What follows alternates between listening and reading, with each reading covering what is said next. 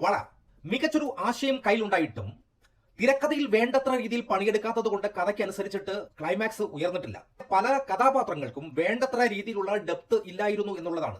ആദ്യ പതി നന്നായിട്ട് സ്ലോ ബിറ്റായിരുന്നു.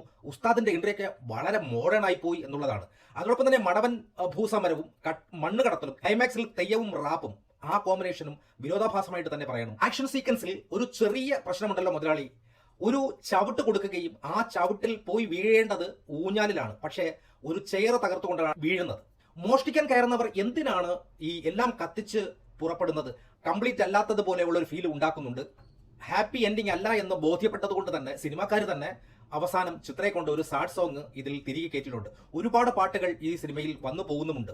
പോസിറ്റീവ് അബൂ സലീമിന്റെ തുടക്കത്തിലെ ആക്ഷൻ സീക്വൻസും കരാട്ടക്കാരന്റെ കവലയിലെ ആക്ഷൻ സീക്വൻസും വളരെയധികം ഗംഭീരമായിരുന്നു എന്ന് തന്നെ പറയേണ്ടിയിരിക്കുന്നു.